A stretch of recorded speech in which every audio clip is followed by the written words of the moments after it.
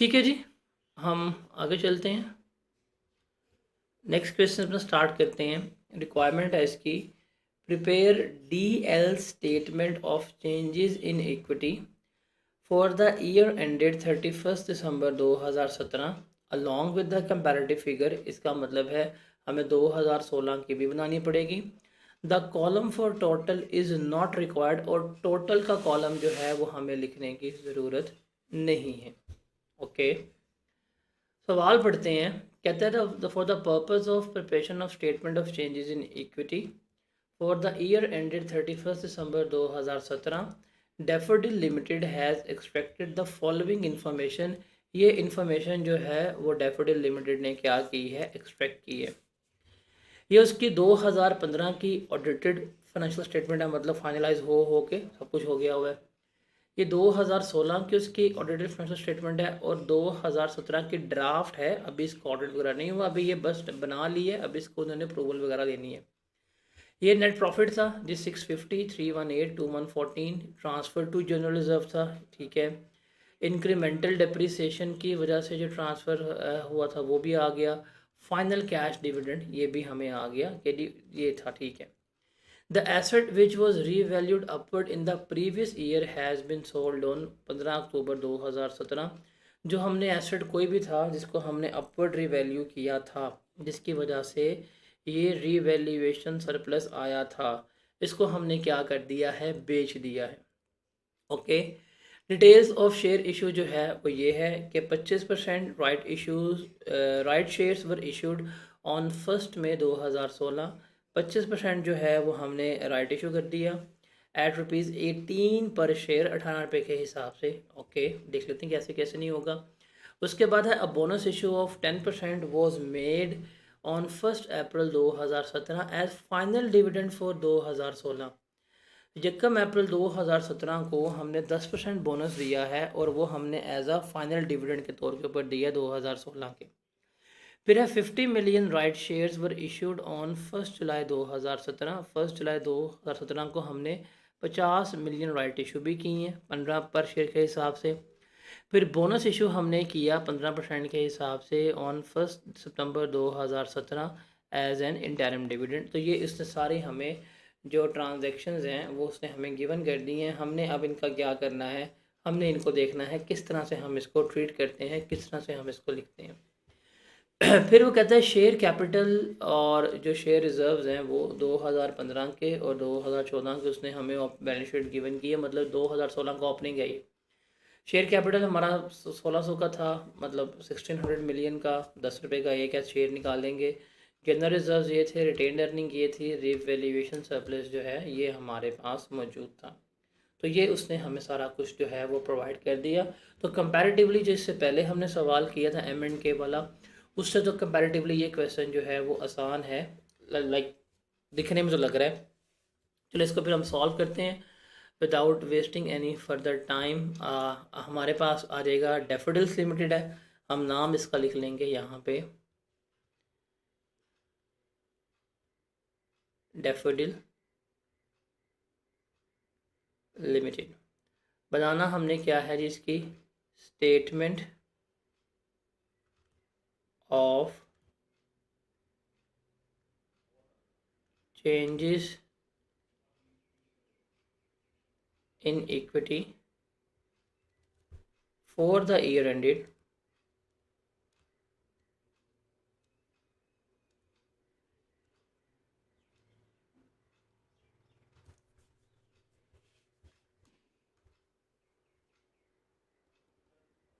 31 दिसंबर 2017। लिख लेते हैं फॉर द ईयर एंडेड 31 दिसंबर 2017। इसने हमें यहाँ पे गिवन किया, ये हमने यहाँ पे लिख लिया। अब हम देखते हैं कि हमने अब इसमें क्या कुछ है चीज़ें।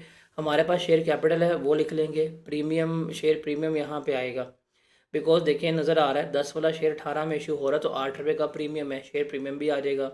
फिर जनरल रिजर्व्स आ जाएंगे, रिटेन्ड अर्निंग आ जाएगी और रीवैल्यूएशन सरप्लस जो है वो भी हमारा आ रहा होगा। तो ये तमाम चीज़ें जो हैं वो इसमें आएंगी। तो हम इसको लिख लेते हैं पहले, क्योंकि 16 की बनेगी फिर हम बनाएंगे 17 की, तो इसको हम लेके चल देते हैं। हमारे पास आ जाएगा सबसे पहले यहाँ पे शेयर कैपिटल, फिर हमारे पास आ जाएगा शेयर प्रीमियम, बिकॉज प्रीमियम नज़र आ रहा है, फिर हमारे पास आ जाएंगे जनरल रिजर्व्स, फिर हमारे पास आ जाएगी रिटेन्ड अर्निंग, और फिर हमारे पास आ जाएगा रीवैल्यूएशन सरप्लस। बिकॉज टोटल का हमें कॉलम रिक्वायर्ड ही नहीं है, तो हमें ये करने की ज़रूरत नहीं है। अब चूंकि डिनोमिनेशन हमने लिखनी होती है, ये रुपीज़ इन मिलियन है, तो हम यहाँ पे लाजमी मेंशन करेंगे ये क्या है, रुपीज़ इन मिलियन है। तो ये सब कुछ हम यहाँ पे लेके चल रहे होंगे। अब उसके बाद हम जो है वो शुरू करेंगे क्या है और क्या नहीं है। सबसे पहले हम लेंगे ओपनिंग बैलेंस, बैलेंस ऑन 1 जनवरी 2016। 1600 था, हम 1600 जो है वो यहाँ पे लिख देते हैं। यदि हमारा शेयर कैपिटल जो है वो 1600 का मौजूद था, बिकॉज 15 का एंड 16 का स्टार्ट होता है। प्रीमियम हमारे पास नहीं था। रिज़र्व्स 1850 के हैं, लिख लेते हैं जी। हमारे पास जनरल रिज़र्व जो हैं वो कितने के हैं, 1850 के हैं। रिटेन्ड अर्निंग जो है वो हमारे पास 1430 की है, और रीवैल्यूएशन सरप्लस हमारे पास कितने का मौजूद है, 75 का मौजूद है, जो इसने हमें यहाँ पे बता दिया। हमने कहा ठीक है जी, हम लिख के बैठ जाते हैं, okay, no problem, no issue. अब हमने यहाँ से चीज़ों को एडजस्ट करना शुरू करना है, क्या है और क्या नहीं है। देखिए, सबसे पहले यहाँ पे एडजस्टमेंट आएगी 2015 का जो फाइनल कैश डिविडेंड था वो 7.5% था। सबसे पहले तो हमने इसको एडजस्ट करना है। जो 2015 का फाइनल कैश डिविडेंड था वो 7.5% था, तो वो हम यहाँ पे ले जाएंगे। 15 का फाइनल कैश डिविडेंड 16 में जाएगा, तो हम यहाँ पे ले लेंगे फाइनल कैश डिविडेंड। ये 7.5% था। 1600 का 7.5% लेंगे क्या आता है, मैं भी कैलकुलेटर मोबाइल पे खोल लेता हूँ, आप भी खोल लीजिएगा जब आप सवाल देख रहे हो तो। ख़ास तौर पर कैलकुलेटर में हम लेते हैं 1600, इसका लेंगे 7.5%, तो ये 120 आएगा। तो 120 का हमने डिविडेंड डिक्लेयर किया, कैश डिविडेंड है, और ये कहाँ से जाएगा, हमारा रिटेन्ड अर्निंग जो है उसमें से पास हो रहा होगा। तो ये हमने यहाँ पे लिख लिया। तो ये एडजस्टमेंट हो गई है। अब हम चलते हैं आगे। इस साल 2016 में 25% राइट इशू किया है उसने 18 रुपये के हिसाब से। 25% राइट इशू किया है 18 रुपये के हिसाब से। अब हम इसको ज़रा देखते हैं कैसे और कैसे नहीं। देखें, हमारे पास शेयर्स कितने हैं, 1600 हैं। 10 रुपये का एक शेयर है। कितने शेयर्स टोटल हमारे इशू थे, 160। 160 का 25% कितना बनता है,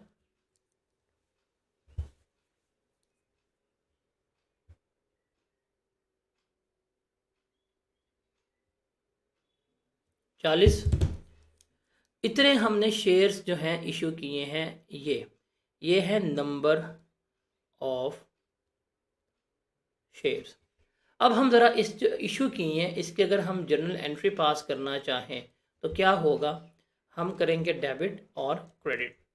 पहली बात है, बैंक होगा हमारा डेबिट। तो 40 मिलियन शेयर इशू किए हैं, किस रेट पे, 18 के हिसाब से। तो बैंक में हमारे पास कितने पैसे आएंगे, अभी हम देख लेते हैं यहाँ पे। 40 इंटू 18, 720। 720 से हमारा जो है वो क्या हो जाएगा, बैंक जो है डेबिट हो जाएगा। अब रिमेंबर, शेयर कैपिटल जो है वो हमेशा हमारा फेस वैल्यू से ही क्रेडिट होता है। तो 40 इंटू 10, क्योंकि हमारा शेयर 10 का है तो 400 पे यहाँ पे आ जाएगा। और बाकी अमाउंट हम कहाँ पे चार्ज कर देंगे, बाकी अमाउंट बन रही है हमारी 320 रुपये की, तो ये कहाँ जाएगी, शेयर प्रीमियम में जा रही होगी। तो ये एडजस्टमेंट थी, इसको इस तरह से हमने लेके चलना था। तो अब यहाँ पे हम लिखते हैं, हमने यहाँ पे क्या दिया, राइट इशू। हम यहाँ पे लिख लेते हैं जी, मेरा यहाँ पे क्या हुआ है, मेरा यहाँ पे राइट इशू हुआ है, और ये 25% के ऊपर हुआ है। अभी हमने एंट्री पास की और हमने देख लिया कि शेयर कैपिटल जो है वो मेरा 400 से इंक्रीज़ हो गया, और शेयर प्रीमियम जो है वो मेरा 320 से इंक्रीज़ हो गया। उम्मीद करता हूँ कि ये वाली एडजस्टमेंट जो है वो आपको समझ आ गई होगी। Is that clear. अब हमारे पास 2016 में तो और कुछ नहीं है, 17 में 16 का प्रॉफिट जो है वो हम लिख लेते हैं। 2016 का नेट प्रॉफिट कितना आया है, 318। तो यहाँ पे हम लिखते हैं नेट प्रॉफिट 2016 का, उस समय कितना गिवन किया है 318, तो हम यहाँ पे लिख लेते हैं 318, ये भी आ गया। उसके बाद उसने इंक्रीमेंटल डिप्रिसिएशन खुद बता दी है। अब उसने खुद बता दी है, मुझे बस क्या करना है, मुझे इसको ट्रांसफ़र करना है। तो रीवैल्यूएशन सरप्लस से हम कहाँ ले जाएंगे, हम रिटेन अर्निंग में लेके जा रहे होंगे। तो ये जो इंक्रीमेंटल डिप्रिसिएशन है ये 49 मिलियन जो है वो रिटेन अर्निंग में ऐड हो जाएगी, और जो रीवैल्यूएशन सरप्लस है उसमें से हमारी क्या हो जाएगी, कम हो जाएगी। इसके अलावा तो और मेरे ख्याल से अब कुछ भी नहीं है, और कुछ भी नहीं है। हम इसे क्लोज़ करेंगे यहाँ पे, तो मेरे पास सारे जो क्लोजिंग बैलेंसेस हैं वो आ जाएंगे, कितने बनते हैं और कितने नहीं बनते। अब आ जाएगा जी बैलेंस ऑन 31 दिसंबर 2016। 2017 का जो ओपनिंग बैलेंस है उसकी बात करें तो 1600 जमा 400 ये बन जाएगा हमारा 2000। ये आ जाएगा शेयर प्रीमियम मेरा 320 का। जनरल रिज़र्व जो हैं वो मेरे 1850 के ही आ जाएंगे।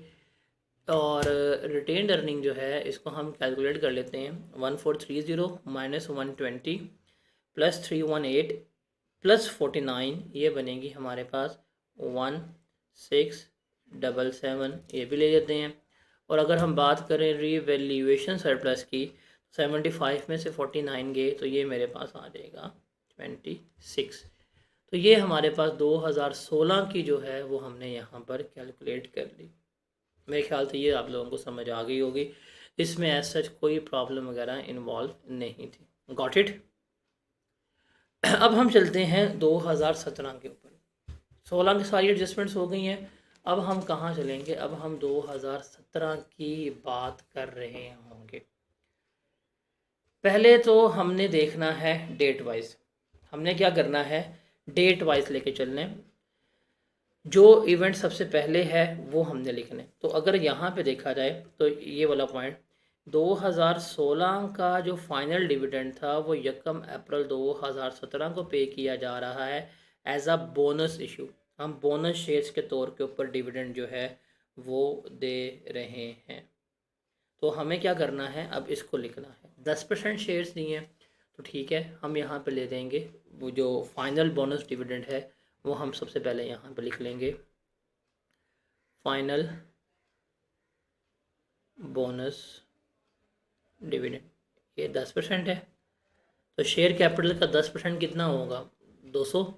तो 200 से हमारा शेयर कैपिटल जो है वो इंक्रीज़ हो गया। अब हम ये डिस्कस कर के आगे, अगर हम एज आ डिविडेंड देते हैं बोनस, तो वो किस में से चार्ज होगा, रिटेन्ड अर्निंग में से। तो 200 से हमारी रिटेन्ड अर्निंग जो है वो क्या हो जाएगी, कम हो जाएगी। तो ये भी हमारी एडजस्टमेंट जो है वो यहाँ पे हो जाती है। उसके बाद है 50 million right shares were issued at ₹15 पर शेयर। 50 मिलियन राइट इशू हुए हैं 15 पर शेयर के हिसाब से। अब हमने इसको लिखना है। अब देखें उसने हमें यहाँ पे बता दी है 50 मिलियन शेयर हैं। तो अगर हम इसकी एंट्री पास करना चाहें तो हमारे पास क्या होगी, बैंक को हम डेबिट करेंगे। अब बैंक को डेबिट होगा, 50 मिलियन शेयर्स हैं 15 रुपये के हिसाब से, कितना बनेगा 750। 750 से जो है वो हमारा बैंक जो है वो डेबिट हो रहा होगा। अगर मैं शेयर कैपिटल की बात करूं तो शेयर कैपिटल हमेशा हमारा फेस वैल्यू से ही इंक्रीज़ होता है। तो इसको 10 से मल्टीप्लाई करेंगे तो ये मेरे पास आ जाएगा 500। और रिमेनिंग अमाउंट जो है वो हम शेयर प्रीमियम को चार्ज कर देंगे, वो कितनी होगी 250 होगी। तो ये वाली एडजस्टमेंट जो है वो इसकी बन रही है। तो हम यहाँ पे लिख लेते हैं। अब जो राइट इशू हुआ है, राइट इशू सेकंड इशू था यहाँ पे, वो भी हमने यहाँ पे लिख लिया कि जो राइट इशू है वो। अब 500 से मेरा शेयर कैपिटल बढ़ गया, और प्रीमियम मेरा कितना आया था, शेयर प्रीमियम 250 का आया था। तो 250 से मेरा यहाँ पे शेयर प्रीमियम जो है ये भी इंक्रीज़ हो गया।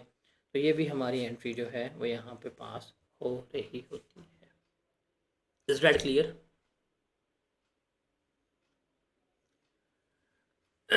उसके बाद है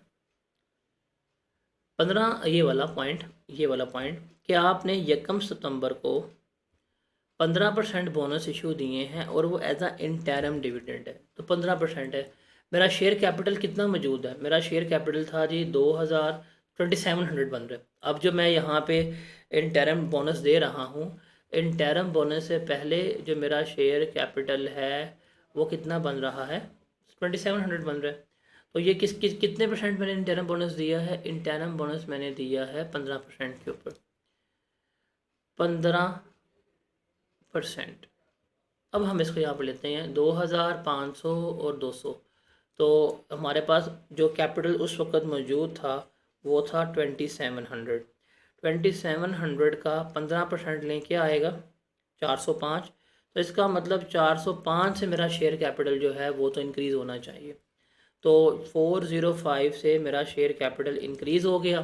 अब चूंकि ये बोनस दिया ये एज अ डिविडेंड दिया गया है, तो डिविडेंड के तौर पे जब भी दिया जाएगा तो हम ये किसको चार्ज करेंगे? हम ये हमेशा रिटेन्ड अर्निंग को ही चार्ज कर रहे होंगे। तो वो भी हमने यहाँ पे कर लिया, ये भी हो गया। इसका मतलब सारा हो ही गया है। अब उसके बाद हमारे पास नेट प्रॉफिट रह गया, तो वो लिख लेते हैं। नेट प्रॉफिट है हमारे पास कितना प्रॉफिट है? प्रॉफिट है हमारे पास 650 का। तो हम यहाँ पे लिख लेते हैं नेट प्रॉफिट कितना आ रहा है? 650 का। नेट प्रॉफिट है 650 का, वो हमने क्या करना है? वो हमने यहाँ पर ऐड कर देना। उसके बाद है ट्रांसफ़र टू जनरल रिज़र्व। इसका मतलब रिटेन्ड अर्निंग से निकल के कहाँ पे जाना है? ये जनरल रिज़र्व पे जाना है। ट्रांसफ़र टू जनरल रिज़र्व, ये कितने का था? 112 का। हाँ 112 का।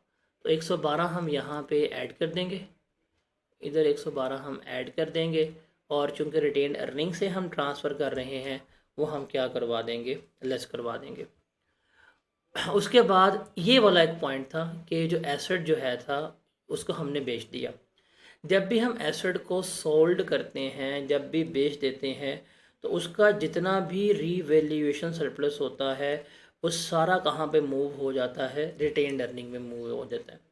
अब वो जो रीवैल्यूएशन सरप्लस है उसकी लास्ट एडजस्टमेंट रह गई है, वो भी हम कर सकते हैं जी। ट्रांसफ़र ऑफ रीवैल्यूएशन सरप्लस हमारे पास कितना मौजूद था? 26 का। तो 26 हमारा यहाँ पे क्या हो जाएगा? हमारा यहाँ पे 26 जो है वो लेस हो जाएगा और यहाँ पे हम 26 जो है वो ऐड कर देंगे। तो ये हमारी ये वाली एडजस्टमेंट भी हो गई। अब हम इसको अगर जमा करना चाहें, क्लोज़ करना चाहें, तो मेरे पास आ जाएगा क्लोजिंग बैलेंस ऑन 31/12/17। बताएं कितना बनता है? 2000 जमा 200 जमा 500 जमा 450, ये आएगा हमारे पास 3105 का। शेयर प्रीमियम मेरे पास आ जाएगा 570 का। ये मेरे पास आ जाएगा 1962 का। ये मेरे पास जो है ख़त्म हो जाएगा और इसका बैलेंस क्या आएगा? 1677 माइनस 200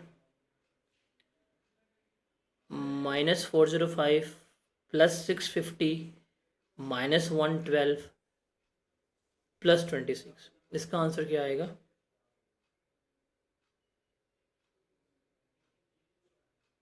1636। तो ये इसका आंसर आ जाएगा। तो यहाँ पे हमारी दोनों सालों की along with comparative statement of changes in equity जो है वो कंप्लीट होती है। तो this was the question about the statement of change in equity. Past paper का क्वेश्चन है और ये one of the difficult question जो है एज्यूम होता है। ये वाला सवाल पास्ट पेपर में one of the most difficult question के तौर के ऊपर जो है वो ट्रीट हो रहा होता है कि ये क्वेश्चन जो है समझ नहीं आता, मुश्किल है, याद नहीं है, चीज़ें मल्टीपल हैं, मल्टीपल इश्यूज़ हैं। ये एक डिफ़िकल्ट क्वेश्चन जो है समझा जाता है और exam level question, exam level preparations के तौर के ऊपर इसको जो है वो लेके चल रहे होते हैं बच्चे। तो डैट वाज द क्वेश्चन। आप लोगों को समझ आ गया?